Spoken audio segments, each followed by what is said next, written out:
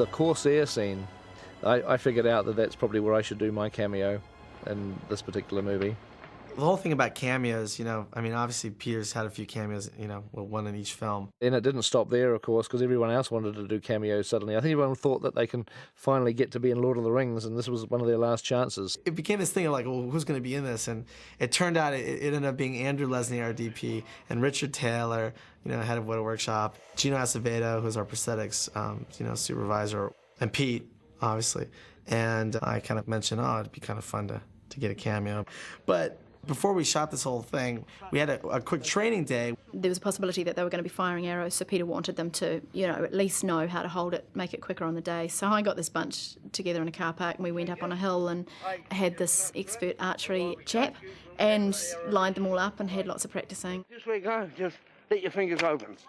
Okay, no, don't worry about it. Now, the other secret is... You've never seen so many dysfunctional people in your life. Okay, when you're finished pissing around, you get that bloody elbow up. Fortunately, the defence of our nation didn't hinge on the qualities of the archery of these pirates.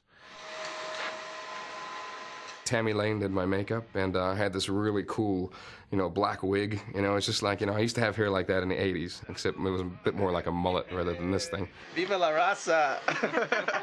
The transformation that Richard went through, it was just unbelievable. Richard was actually quite pale at that stage. He'd been working so many hours, and to suddenly tan him up into this swarthy pirate. He looked amazing, actually. I was very pleased with the way Richard turned out. Richard didn't even look like Richard. Half the people didn't recognise Richard. That morning I invited Tanya and our son Samuel to set. I was thinking, gosh, where's Richard? Where's Richard? And suddenly there he was in front of me, and I'd been looking at him the whole time and hadn't recognised him. I didn't know who it was. What they did with Peter is that they gave him all these dreadlocks. You know, so not every director would just, you know, would go through this kind of stuff, but he loved it. He did look pretty fantastic and very funny. But I should go on set because I got to think about what the hell we're going to shoot. I have no idea what we're shooting, but this has been quite fun. On the day that we were shooting it, of course, the minute you get not only the director but the DOP and various other people, things slow down a bit, just because there's a lot of hooning around going on. The king and I, doesn't it?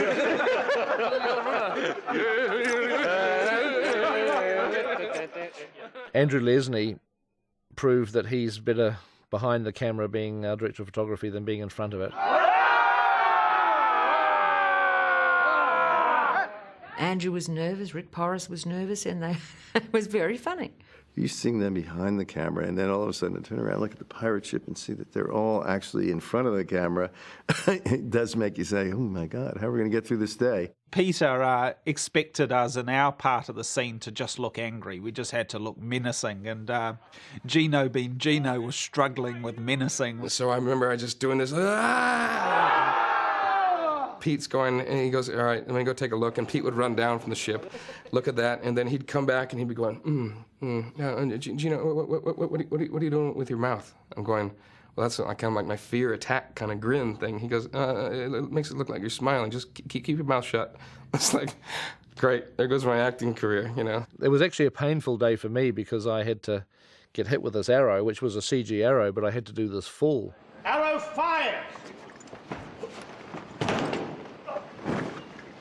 Oh, nasty. I just kept thinking of Joe Cocker because he was just doing this kind of move. Arrow fire! I mean, I felt quite heroic, actually. I felt the buzz of what it must be like to be a stuntman on films and to be doing this and realising that all the girls on set are looking at you with an admiring sort of gaze, you know, because you're just throwing yourself down. And like a little surge of macho pride sort of swept through the set that day.